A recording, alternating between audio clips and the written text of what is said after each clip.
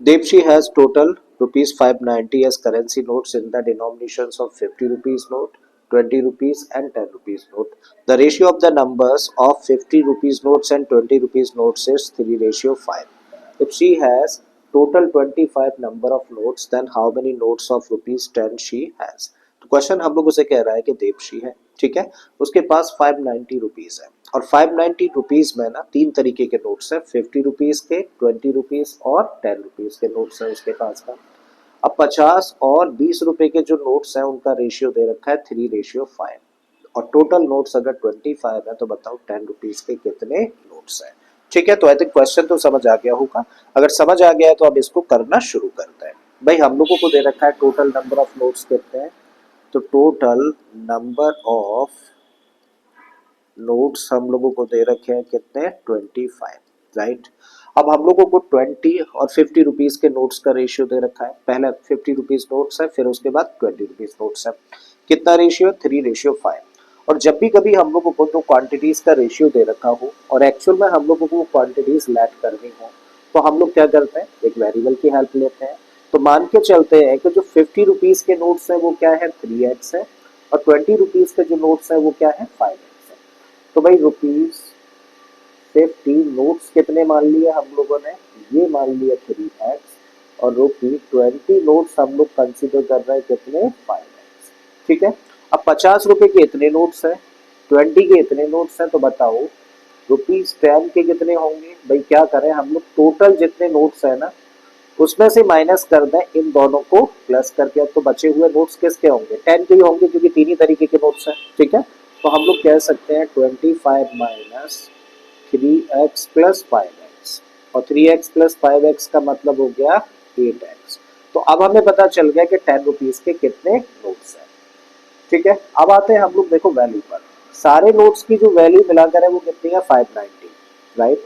अब अगर हम लोग यहाँ पर देखें कि 50 रुपीज के नोट्स 3x है, तो 50 रुपीज के जो नोट्स हैं 3x, उनकी वैल्यू कितनी होगी। भाई वैल्यू निकालने के लिए हम लोग क्या करते हैं, जितने का नोट होता है ना उसका मल्टीप्लाई कर देते हैं नंबर ऑफ नोट्स में। ठीक है, जितने भी नोट्स है उसका मल्टीप्लाई कर दो जितने का नोट है, तो हमें पता चल जाएगा कि उस पर्टिकुलर नोट की वैल्यू कितनी है। तो भाई 50 के 3x है ना, तो हम लोग क्या करें, 50 का मल्टीप्लाई कर दें किसके साथ, 3x के साथ, तो हमें पता चला कि 50 रुपीज के नोट्स की वैल्यू कितनी है।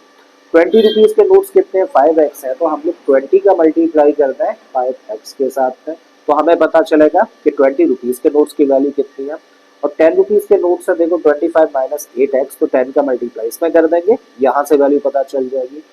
तो 10 का हम लोगों ने मल्टीप्लाई किया 25 माइनस 8x के साथ में, और जब हम लोग इन सारी के सारे नोट्स की वैल्यूज को प्लस कर दें तो कुल मिला के अकॉर्डिंग टू क्वेश्चन वो वैल्यू कितनी होगी, वो वैल्यू होगी 590।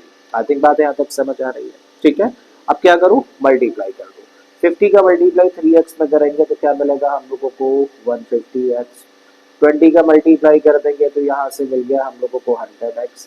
10 का मल्टीप्लाई 25 में करोगे तो बन गया 250। 10 का मल्टीप्लाई करोगे तो माइनस का 80x हो गया, और इक्वल के इधर क्या है, 590। ठीक है, अब 150x है, 100x है, और माइनस का 80। सबसे पहले ऐसा करो, 100 में से 80 माइनस किया तो 20x बचेगा, और इसको इसके साथ प्लस कर दो तो क्या बन गया, 170x बन गया, प्लस का 250 है और इक्वल में है 590।